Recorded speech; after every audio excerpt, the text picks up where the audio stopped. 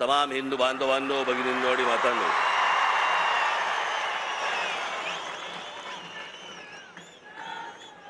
असं वाटतंय सभा सिमल्याला आहे.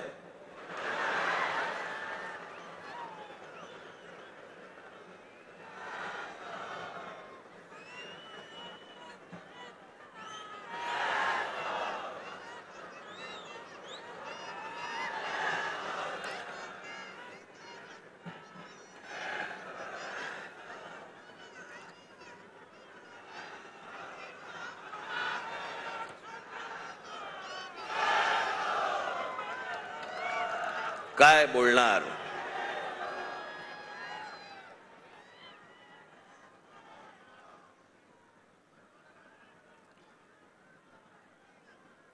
जवळपास 5 वर्षांनंतर या खास करून महाराष्ट्रामध्ये निवडणुका होत आहेत.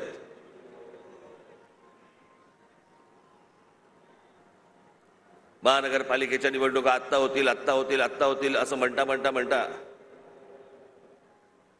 अजूनही होत नाहीयेत.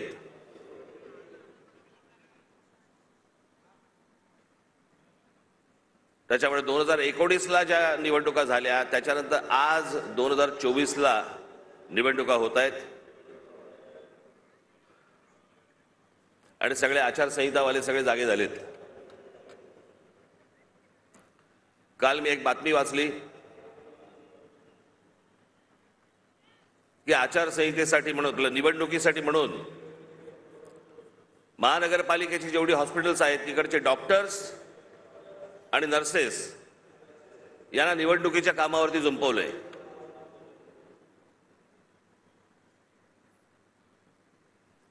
डॉक्टर काय मतदाराच्या नाडी मोजणार काय? की नर्सेस काय मतदारांचे डायपर बदलणार? ज्याच्यासाठी म्हणून त्यांची नेमणूक केलेली आहे, ज्या रुग्णांसाठी म्हणून नेमणूक केलेली आहे, तिथे ते नसावेत का? आणि निवडणुका होणार आहेत ही गोष्ट जर समजा निवडणूक आयोगाला माहिती असते ना प्रत्येक वेळेला,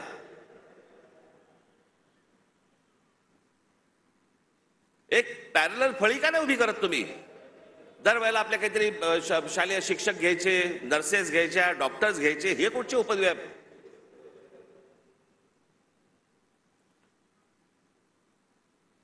मी आपल्याला आत्ताच सांगतोय, ज्या डॉक्टरांवरती आणि ज्या नर्सेसवरती ही निवडणुकीची जबाबदारी टाकलेली असेल तिथे त्यांनी जाऊ नये. आणि ज्या रुग्णांची सेवा करण्यासाठी म्हणून तुम्ही आयुष्य घालवताय त्या हॉस्पिटलमध्ये परत तुम्ही जा, तिथे काम करा. तुम्हाला नोकरीवरनं कोण काढतं मी बघतो.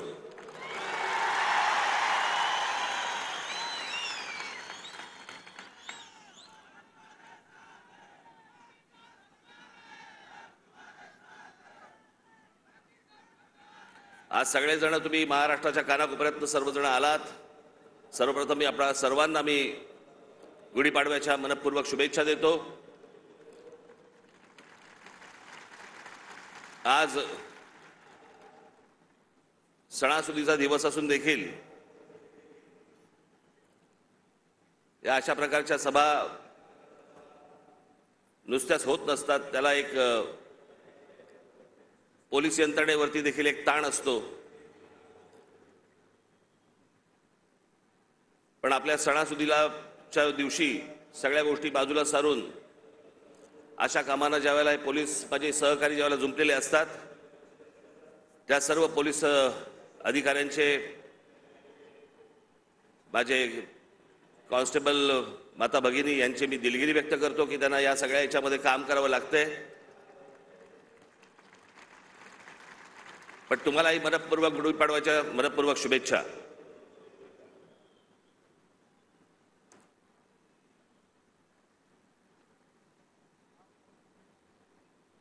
जसे तुम्ही ऐकत होतात तसा मीही ऐकत होतो. जसे तुम्ही वाचत होतात तसा मीही वाचत होतो. त्या अमित शहांच्या भेटीनंतर जे काही चक्र सुरू झाली, बरं हे आमचे बांधव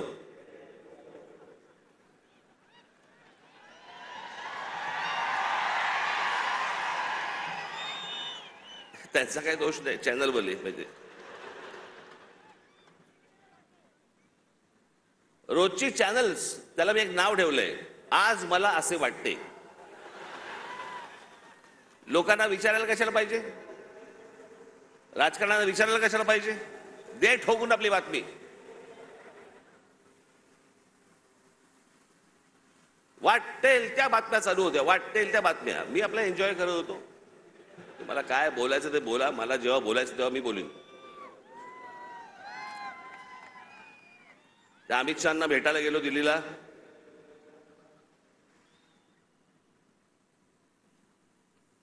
बरं, तिथे अमित शहांना भेटीच्या वेळेला कोण, अमित शहा आणि मी.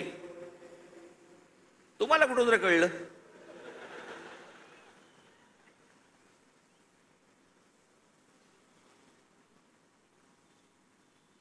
मी तिकडे दिल्लीला पोहोचलो काय,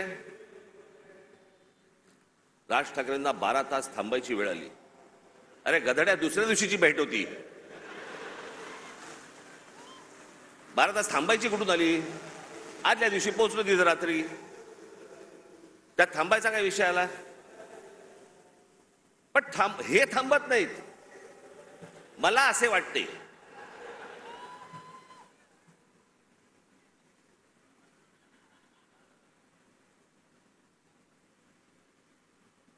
तिकडे काही पत्रकार मला भेटले.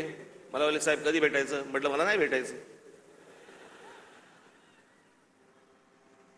माझ्याकडे आता सांगण्यासारखं काही नसेल मी काय सांगू, मला सांगा काय बोलू तू. म्हणून मी नाही म्हटलं. मी भेट झाली, तिकडनं विमानतळावरती आलो.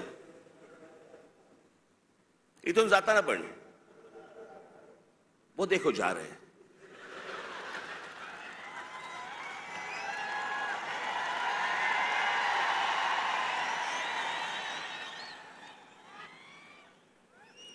हल्ली हे असतात, पूर्वी ते आचारसंहितावाले असायचे, कुठेही कॅमेरा घेऊन जायचे. अहो, एके दिवशी मी बाथरूमला चाललो होतो. मी विनोदाने सांगत नाहीये, मी खरंच तो माझ्या मागे आला.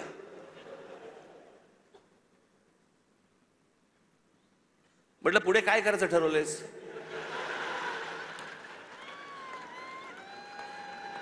मी म्हटलं आपलं आपणच करायचंय का आपण काही सहकार्य करणार आहात?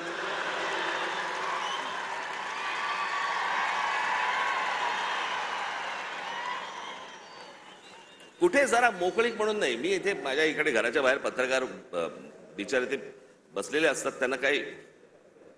मी म्हटलं अरे एखादी गोष्ट ठरली, समजा निवडणुकीच्या संदर्भात ठरली, तर मी येऊन सांगीन ना की लपून लपून निवडणुका लढीन. कोणाला सांगू नको, मतदारांना कळवू नको मी निवडणूक लढवतोय. म्हटलं अरे जर समजा काही ठरलं तर पत्रकार परिषद घेईन, भाषण करीन, येऊन सांगीन की बाबा असं असं अशाच्या गोष्टी ठरल्या आहेत. मग त्यांच्या लक्षात आलं की आता अमित शहाच्या भेटीनंतर काय होत नाहीये, पुढे काही मिळत नाही आपल्याला. मग आपण तो एपिसोड कसा पुढे न्यायचा, मला असे वाटतेचा. मग राज ठाकरे शिंदेच्या शिवसेनेचे प्रमुख होणार. अरे मूर्खांनो, मला जर व्हायचं असतं तेव्हाच नसतो झालो.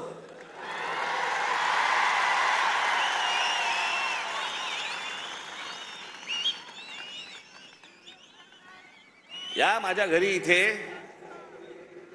जवळपास 32 आमदार, 6-7 खासदार, आपण एकत्र बाहेर पडू आणि काय मग नंतर माझा महाराष्ट्र दौरा सुरू झाला. तोपर्यंत इकडे सगळी काहीतरी बांधणी सुरू होती. मी आता काही नावं नाही घेत कोणाची. आणि ह्यांना वाटलं मी काँग्रेस मध्ये त्याला सत्ता होती त्यांची, जॉईंट होणार बाकीच्यांसारखा.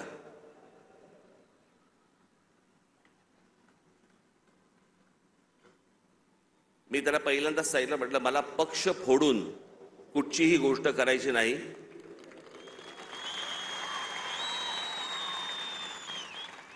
आता म्हटलं माझ्या मनात विचार नाहीये, पण जर उद्या जर समजा मी काही केलं, पाऊल उचललं तर स्वतःचा राजकीय पक्ष काढीन, पण कोणाच्या हाताखाली काम करणार नाही. ही गोष्ट मी माझ्या मनाशी मी खुणगाटच बांधलेली होती. माननीय बाळासाहेब ठाकरे यांच्याशिवाय मी कोणाच्याही हाताखाली काम करणार नाही. तरी त्यातल्या त्या एकाला संधी दिली होती, समजलंच नाही.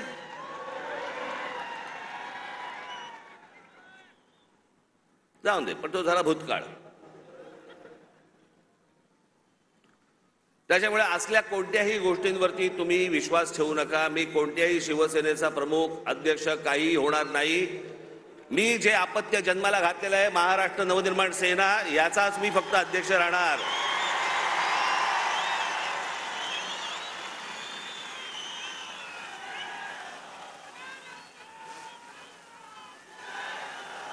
तुमच्या सगळ्यांच्या विश्वासावरती हा जो पक्ष आजपर्यंत उभा केलेला आहे त्याला 18 वर्ष झालेली आहेत. ही असली गोष्ट माझ्या मनाला शिवत देखील नाही. पण काय नाही, मी आपला हसत होतो, कारण त्यांचं काही करू शकत नाही आपण. आज मला असे वाटते वेगवेगळ्या बातम्या वेगवेगळ्या गोष्टी येत होत्या. मी खरं तर काही गोष्टी लिहून आणल्या होत्या तेव्हा.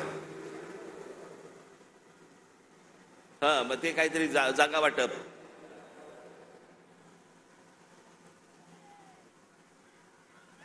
जागा वाटपाबद्दल चर्चा झाली. पण मी तुम्हाला खरं सांगू ना, मी शेवटचा जागा वाटपाच्या चर्चेला जो बसलो होतो 1995 साली,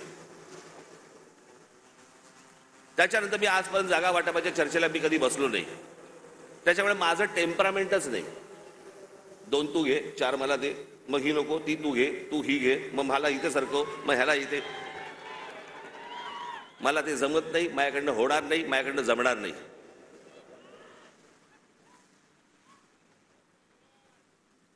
मग मला सांगितलं आमच्या निशाणीवरती लढा. हे रेल्वे इंजिन आहे ना, हे तुमच्या कष्टाने कमवलेलं चिन्ह आहे.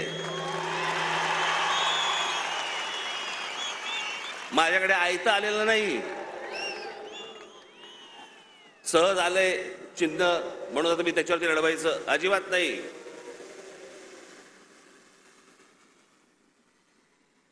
चिन्हावरती कॉम्प्रोमाइज होणार नाही.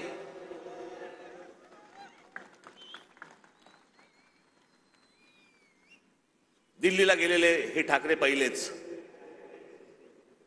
पत्रकारांना माहीत नसतं, काही माहिती नसतात, जुन्या गोष्टी काही कल्पना नसते. आत्ताच्या काही गोष्टी माहिती असतात, त्याच्यावरती आपले बस रेटायचं.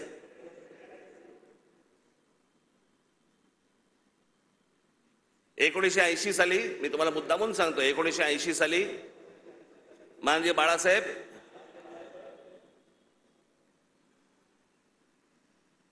हे दिल्लीला इंदिराजींना भेटायला गेले होते, संजय गांधींना भेटायला गेले होते. आणि भेटीला जायला काय प्रॉब्लेम आहे मला कळत नाही.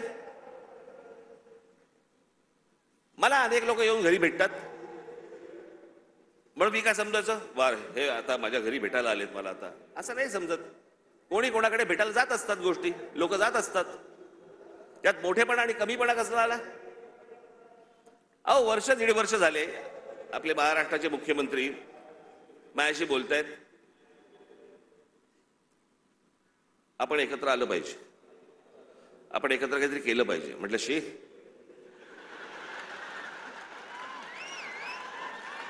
म्हटलं काय केलं पाहिजे?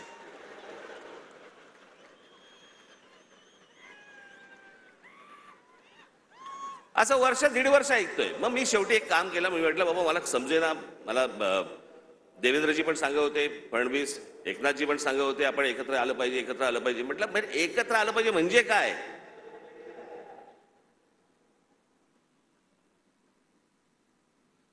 आणि मग त्याच्यात हे सगळे विषय निघाले. मग मी अमित शहांना फोन केला, म्हटलं मला जरा भेटायचं तुम्हाला. हे काय मला चाललंय मला समजत नाहीये. एकदा आपल्याशी बोलून मला काय नक्की ह्यांचं म्हणणं आहे ते मला एकदा कळलं पाहिजे. मग आमचं बोलणं झालं तिकडे. मग इथे आल्यावरती आमच्या तिघांचं बोलणं झालं. मग ते सगळं निशाणीवरती प्रकरण आलं.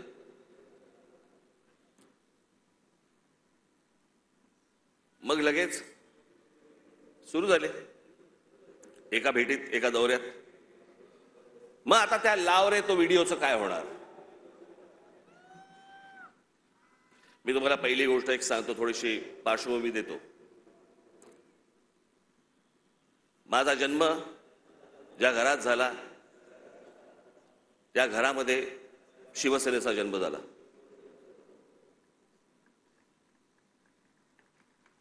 मी पहिल्यापासून जे पाहत आलो ती माननीय बाळासाहेबांची शिवसेना पाहत आलो. लहान असल्यापासून त्यांच्याबरोबर हिंडलो, फिरलो, अनेक ठिकाणी गेलो, अनेक सभांना गेलो, चॅलेंज सभांना गेलो.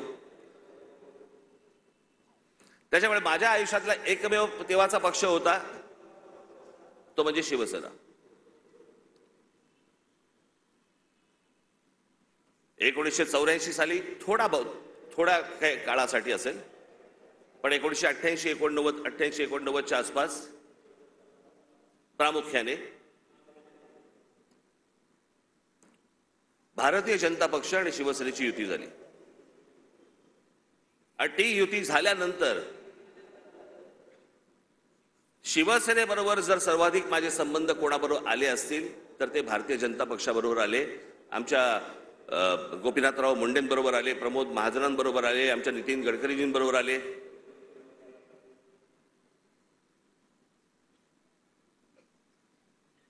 आणि ह्यांच्याबरोबरचे जे माझे संबंध होते हे राजकारणाच्या पलीकडचे पण होते.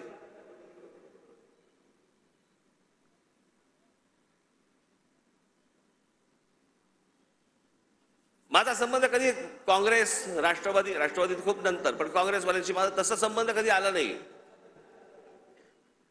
भेटी होत्या, म्हणजे पु ल देशपांडेंच्या भाषेत सांगायचं तर काँग्रेसवाल्यांबरोबर भेटी होत्या, पण गाठी पडल्या त्या भाजपवाल्यांबरोबर.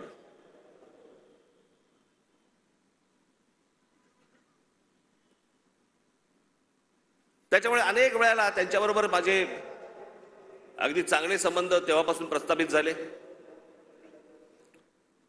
मग आमचे प्रमोदजी गेले, मग त्या दरम्यान मी गुजरात दौऱ्यावरती गेलो. नरेंद्र मोदी यांच्याबरोबर माझे संबंध प्रस्थापित झाले. मी गुजरात पाहिला,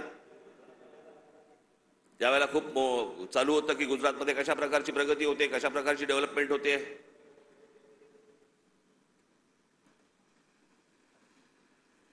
आणि ती सगळी प्रगती, सगळी ती डेव्हलपमेंट मी पाहत होतो. मला माहिती होतं. मी त्याच्यानंतर मी महाराष्ट्रामध्ये जेव्हा आलो, मला पत्रकारांनी प्रश्न विचारले, कसं वाटलं गुजरात?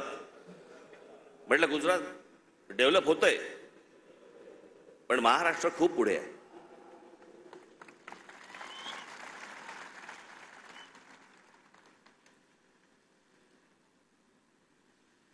आणि मग त्यावेळेला ते जसे जसे त्यांच्याबरोबरचे संबंध माझे प्रस्थापित व्हायला लागले, एक वेळ आली या देशामध्ये हा राज ठाकरे पहिला माणूस होता ज्यांनी या देशाचे पंतप्रधान नरेंद्र मोदी व्हावेत असं बोलणारा पहिला माणूस मी होतो. त्यांच्याही पक्षातलं कोणी बोललं नव्हतं तोपर्यंत. मला असं तेव्हा वाटलं की बाबा आपला एक स्वतःचा विचार असतो, त्याच्यात माणसं बोलत असतात, माणसं काही गोष्टी सांगत असतात, माणसं स्वप्न दाखवत असतात. स्वप्न सत्यामध्ये उतरावीत अशी प्रत्येकाची अपेक्षा असते, आशा असते. आणि मग ज्या वेळेला 2014ची निवडणूक झाली, 2014च्या निवडणुकीच्या अगोदर मी काही अनेक भाषणं त्यांची ऐकत होतो, आणि 2014ची निवडणूक झाल्यानंतर मला असं वाटलं, अरे मी जे ऐकत होतो ते आता मला या 5 वर्षात दिसत नाहीये. काहीतरी वेगळ्याच गोष्टी दिसत आहेत. नोटबंदी काय दिसते, बुलेट ट्रेन काय दिसते. मी तुम्हाला आजही सांगतो, ज्या गोष्टी मला पटलेल्या नाहीत त्या मला पटलेल्या नाहीत. उद्या कितीही संबंध परत चांगले झाले किंवा नाही झाले तरी ज्या गोष्टी मला चांगल्या वाटल्या स्वागत करणार, ज्या गोष्टी नाही पटल्या विरोध करणार. आणि ज्या माणसावरती सर्वाधिक विश्वास असतो, 30 वर्षानंतर राजीव गांधींची सत्ता आली होती 1984 साली, त्याच्यानंतर 20-30 वर्षानंतर एका माणसाच्या हातात या देशाचं बहुमत आलं. मी विचार करतो या देशाचं काय काय गोष्टी होऊ शकतात, काय काय गोष्टी घडू शकतात.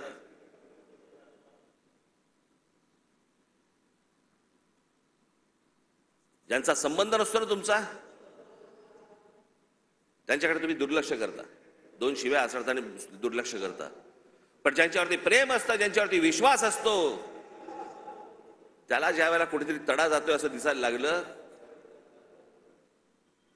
तर तो जो राग आपला असतो, तो राग आणि माझा राग तर टोकाचा आहे. मी महाराष्ट्रावरती प्रेम करतो, महाराष्ट्रातल्या मराठी माणसांवरती प्रेम करतो, महाराष्ट्रातल्या मराठी भाषेवरती प्रेम करतो, टोकाचं प्रेम करतो.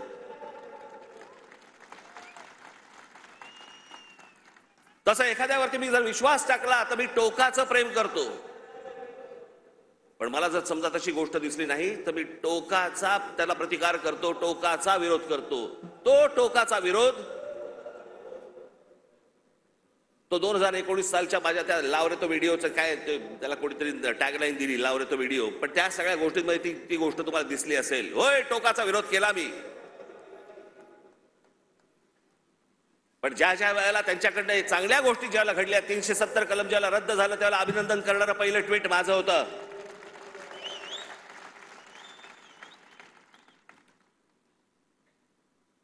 गेल्या 5 वर्षामध्ये ज्या गोष्टी चांगल्या गोष्टी घडलेल्या आहेत त्याचं अभिनंदन केलंय, स्वागत केलेलं आहे. एनआरसीच्या बाजूने मोर्चा काढलेला आहे. जी गोष्ट योग्य ती योग्य, जी गोष्ट अयोग्य अयोग्य. या देशाने अमिताभ बच्चन यांच्यावरती प्रेम केलं, मीही प्रेम केलं. पण ज्या वेळेला एक माणूस ज्या वेळेला मला असं वाटायला लागलं की अरे एका प्रांताचा विचार करतोय, मला नाही पटलं. पण त्या सगळ्या गोष्टींमध्ये जर समजा तुम्ही बघितलं तर त्याच्यामध्ये व्यक्तिगत टीका कुठेही नव्हती.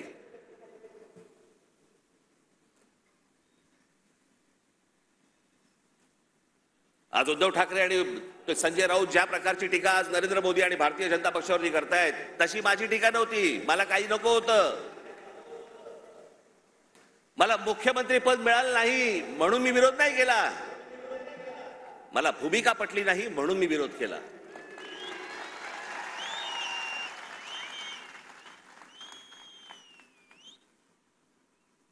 आज हे विरोधामध्ये बोलतायत.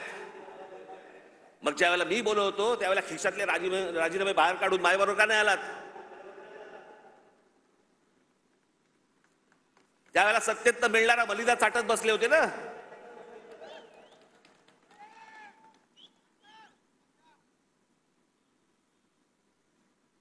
आज ह्यांना या गोष्टी सुचतायत. याचं कारण तुमचा पक्ष फुटला म्हणून, याचं कारण तुम्हाला सत्तेत हाकलवलं म्हणून, तुमच्या स्वार्थासाठी म्हणून या सगळ्या गोष्टी तुम्ही केल्यात. मी त्या गोष्टी नाही केल्या. मला भूमिका नाही पटली म्हणून मी विरोध केला. मला त्याच्या बदल्यात काही हवं होतं म्हणून नाही विरोध केला.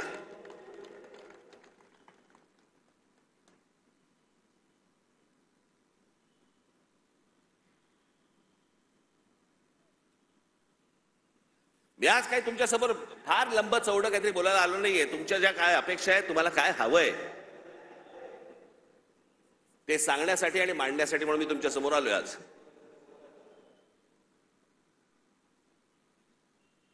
नरेंद्र मोदींकडनं कसं आहे, आज तरुण, आज आम्ही दुपारी तर बोलत होतो, 2006 साली ज्यावेळेला मी पहिलं महाराष्ट्र नवनिर्माण पक्ष स्थापन केल्यानंतरचं पहिलं भाषण ज्यावेळेला मी इथून केलं होतं,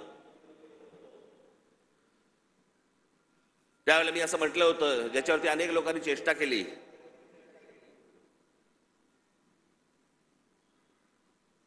मी म्हटलं होतं की माझ्या महाराष्ट्रामधला शेतकरी हा जीन्स घालून ट्रॅक्टरवरती बसलेला मला शेतकरी मला अपेक्षित आहे, हवा आहे भविष्यात.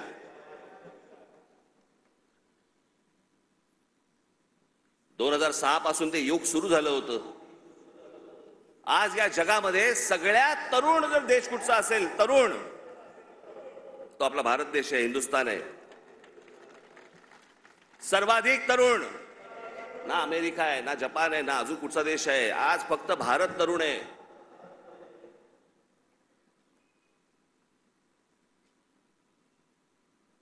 या तरुणांना, या तरुणींना शिक्षणाची गरज आहे, चांगल्या शिक्षणाची गरज आहे, तंत्रज्ञानाची गरज आहे. उत्तम नोकऱ्यांची गरज आहे, उत्तम व्यवसायाची गरज आहे, त्याच्यासाठीच्या मार्गदर्शनाची गरज आहे. त्याच्यासाठी म्हणून राज्य सरकार आणि केंद्र सरकारने आता काम केलं पाहिजे. आम्ही तेच बोलतो. आता जवळपास 18 वर्षातली निघून गेली, उरले फक्त 10 वर्ष. 10 वर्षानंतर हा देश पुन्हा वयस्कर व्हायला लागणार. तरुणांची संख्या कमी होणं माझी नरेंद्र मोदी यांच्याकडनं आज अपेक्षा आहे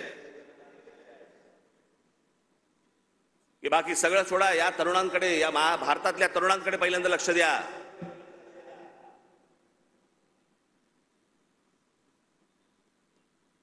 हेच ते फ्युचर आहे, हेच ते भविष्य आहे.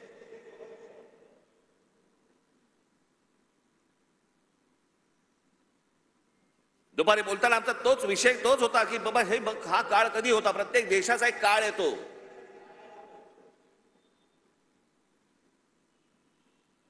जसं जपानमध्ये एक काळ आला, जपानमध्ये ज्यावेळेला काळ आला त्यावेळेला तिकडे त्या अनेक कंपन्या उभ्या राहिल्या, सोनी पासून होंडा पासून काय काय अनेक गोष्टी सगळ्या उभ्या राहिल्या.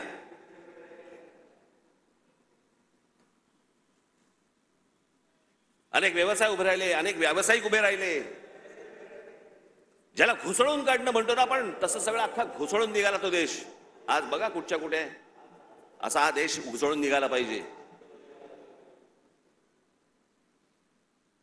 आणि तसं जर आज उद्या घडलं नाही तर सगळ्याच गोष्टींवरचा समाजाचा विश्वास उडून जाईल.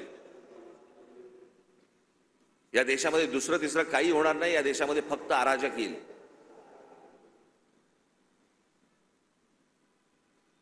जर नोकऱ्या उपलब्ध झाल्या नाहीत, जर व्यवसाय उपलब्ध झाले नाहीत,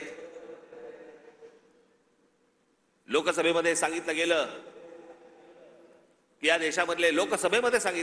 देशामधले जवळपास 6 लाख उद्योगपती व्यापारी हे हा देश सोडून गेले. 6 लाखाचा अर्थ काय होतो? हा तर अधिकृत आकडा आला आपल्याकडे, पण हे यापुढे होता कामा नये. या देशातल्या तरुणांकडे पाहणं गरजेचं आहे. महाराष्ट्र ज्या प्रकारचा कर भरतो केंद्राला, त्याच्या मोबदल्यात महाराष्ट्राला मोठा वाटा हा महाराष्ट्राला आला पाहिजे. याच्यासाठी म्हणून आज नरेंद्र मोदींकडनं माझी अपेक्षा आहे.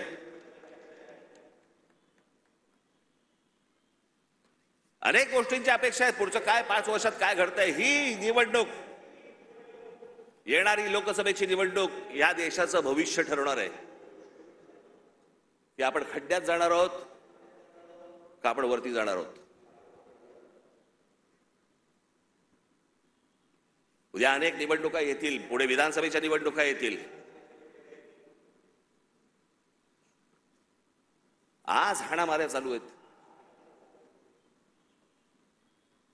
पुढच्या विधानसभेच्या निवडणुकीत तर काय होईल? कोथळे बाहेर काढतील.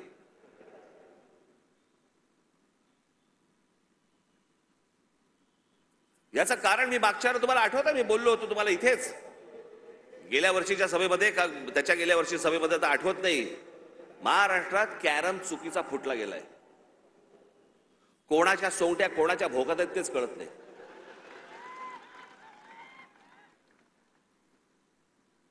माणूस राजकारणातला आला की विचारावर लागतं कोणत्या पक्षात.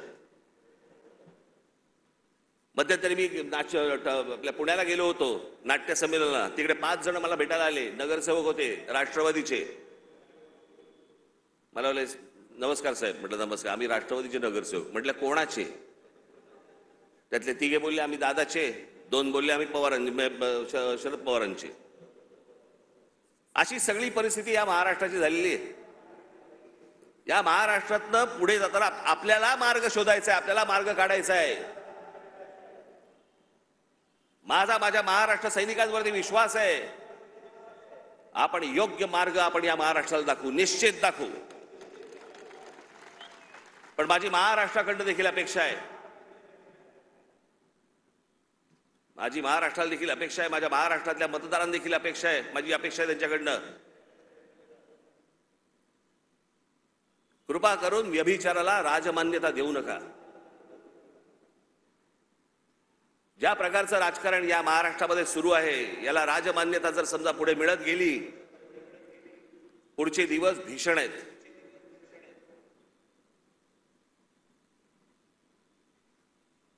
पण या आजच्या सगळ्या परिस्थितीमध्ये जेव्हा सगळ्या बाजूनी मी जेव्हा पाहतो त्यावेळेला मला असं वाटतं की आज किमान पुढच्या 5 वर्षांसाठी देखील विषय आपल्याला पुढच्या 50-100 वर्षांचा करायचा असतो.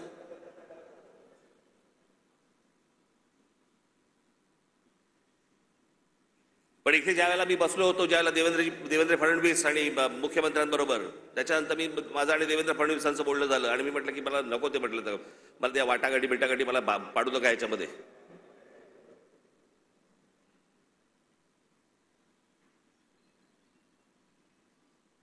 मी म्हटलं तुम्हाला मी आज सांगतो, म्हटलं त्या राज्यसभाही नको आणि ती विधान परिषदही नको.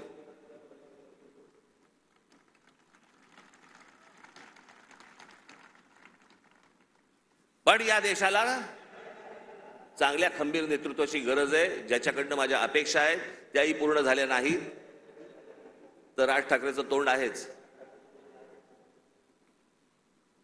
पण या पुढच्या काही भवितव्यासाठी म्हणून खंबीर नेतृत्वाची गरज असताना म्हणून मी त्यांना सांगितलं मला काही अपेक्षा नाहीयेत.